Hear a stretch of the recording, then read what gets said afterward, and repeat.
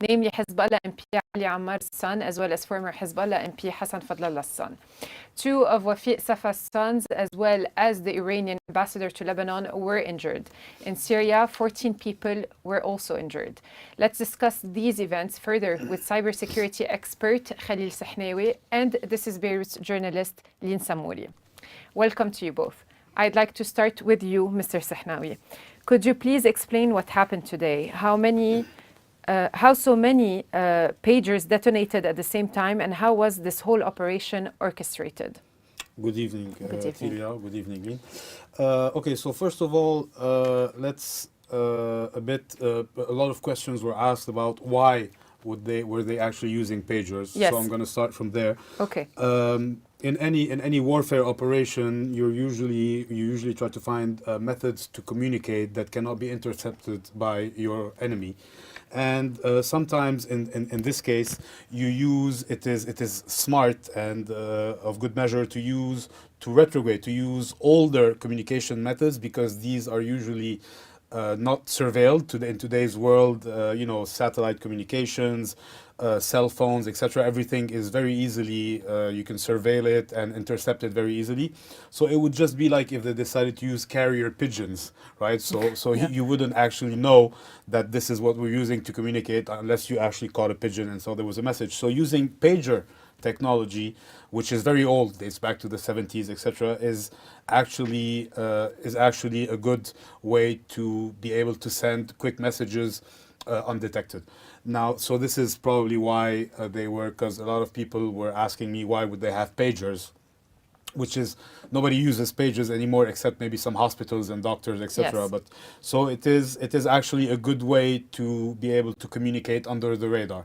Now, obviously, when you use older technologies, once your opponent, your enemy, discovers the technology or the method you are using, it becomes easy to counter it, or in this case, to exploit it in a terrible way. So now, what we know for sure is that people carrying these pagers received a message, a specifically crafted message, just before the phones overheated and exploded, and we know for sure that the phones overheated first. Okay. So, and another thing which is actually bearing to light right now is the fact that all the pagers that exploded came from the same lot of Yes. pagers that were received. It's not confirmed as far as I know, but it's the same lot of pagers that was received and distributed to all the people using them. So here we have two different possible scenarios. The first one is that once the Israelis found out the make and model of these pagers, they actually crafted a message, because obviously, as I said, in pager technology, it's using radio frequencies, it's unencrypted communications, etc. So they crafted a message that would cause the pager to overheat. It's easily done. I mean, it happened, I don't know if you remember, a few years back, you would receive a specifically crafted message on your phone, and as Yes. soon as you opened it, the phone would just crash. Yes.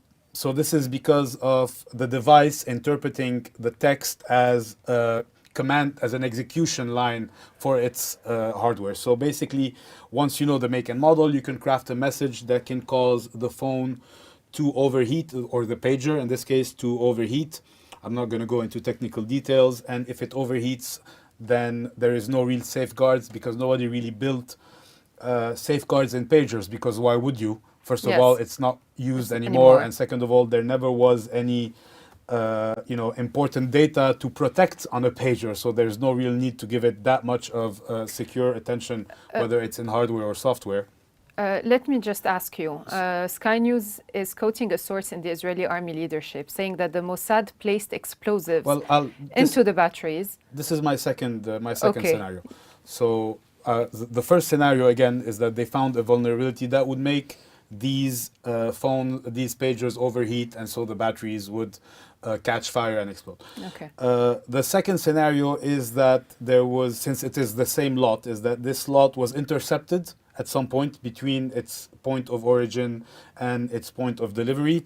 And during interception, there was some tampering with the pagers, either to make them susceptible to receiving a specifically crafted message that would overheat the batteries. Okay. Now, from what we've seen on the videos that came online, from whether it is the explosions themselves, there's some images where you actually see the device Yes, exploding, exploding.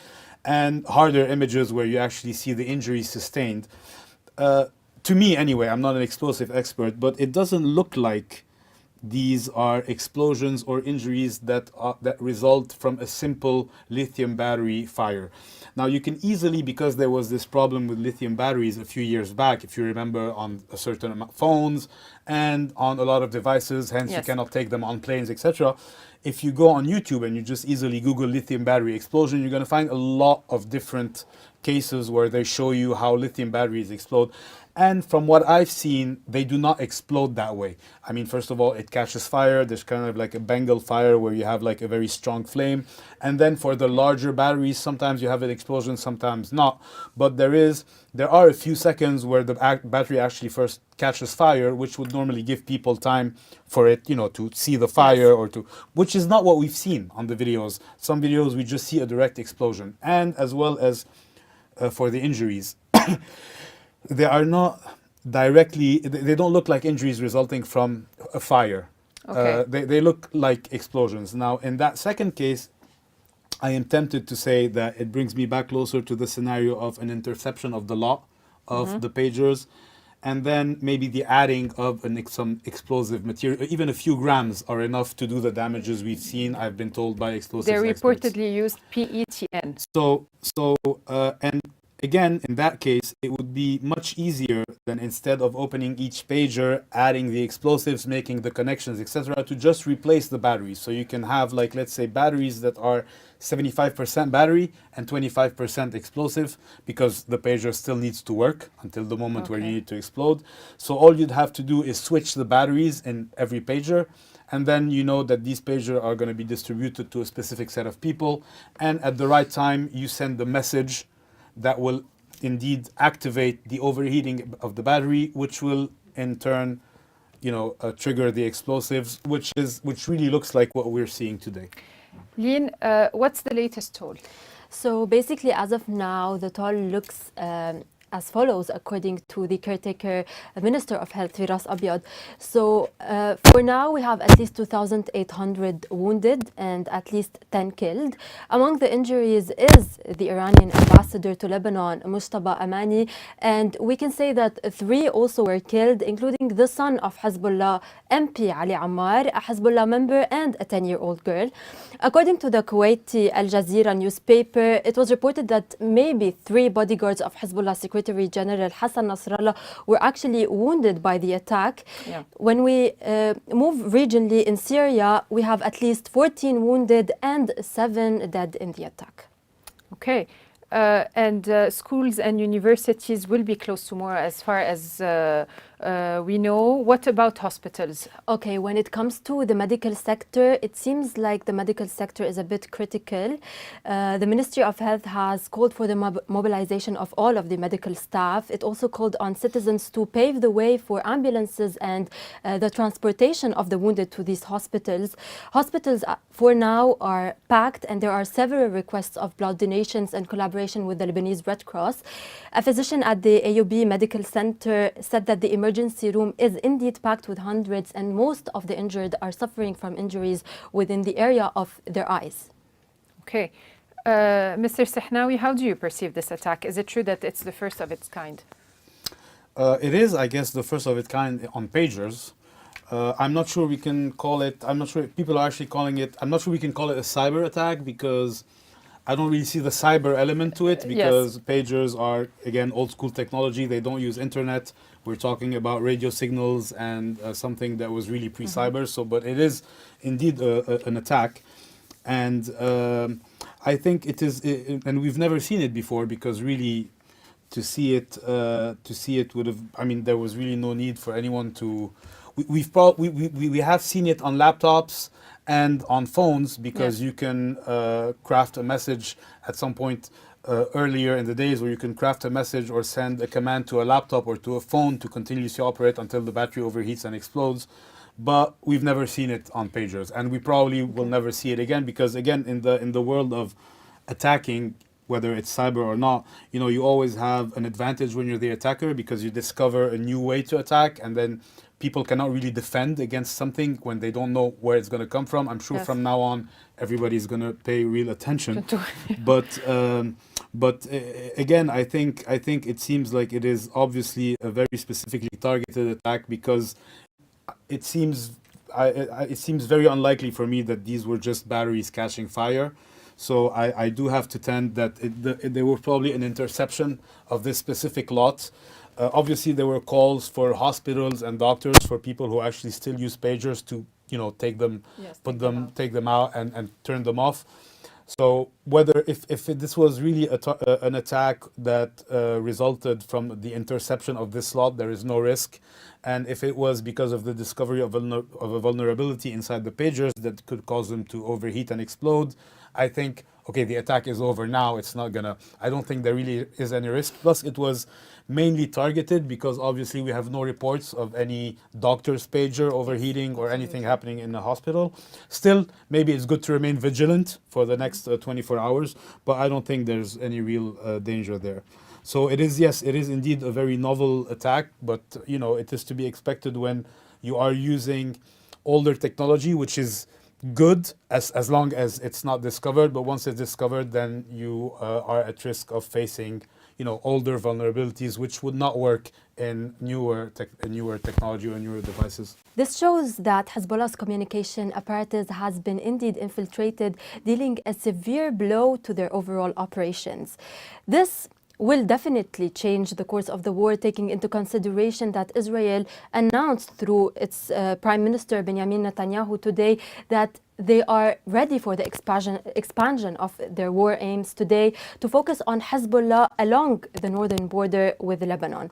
Israel has been hinting for the previous days the relocation of the troops from Gaza to the northern border and to do whatever they can to return the citizens of the north back to their place of inhibition. Yesterday, Israel's Defense Minister Yoav Gallant told visiting U.S. envoy Amos Hochstein that military action is the only way left to ensure the return of Israel's northern communities to their settlements.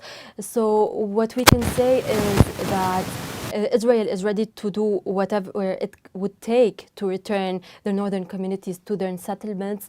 And we can also see that several Israeli media outlets, particularly today, a few hours ago, Israel's Channel 14 said that Israel is preparing for the third war in Lebanon, according to a senior officer who spoke with Northern Authority leaders. So basically, I believe that it's a bit too soon to say what the reaction of Hezbollah's Secretary General Hassan Nasrallah will be, but we can say that we do expect that Hezbollah will respond as soon as possible, as this definitely marks huge losses to Hezbollah's capacities, either through a retaliatory strike, as we have been used to, or through a new assassination attempt. Just today, the Shin Bet foiled a recent attempt by Hezbollah to assassinate a former senior Israeli security official using a remotely detonated explosive device. Some Israeli media are mentioning the start of a new Lebanon war, but the real question remains, is the decision today really in the hands of Hezbollah? Today, Israel has shown that they have and they are in a position of power and they can attack whenever, regardless of Hezbollah's response. Thank you so much to both of you. And thank you all for watching. You can replay this interview on This is Beirut's website and social media platforms. See you next time.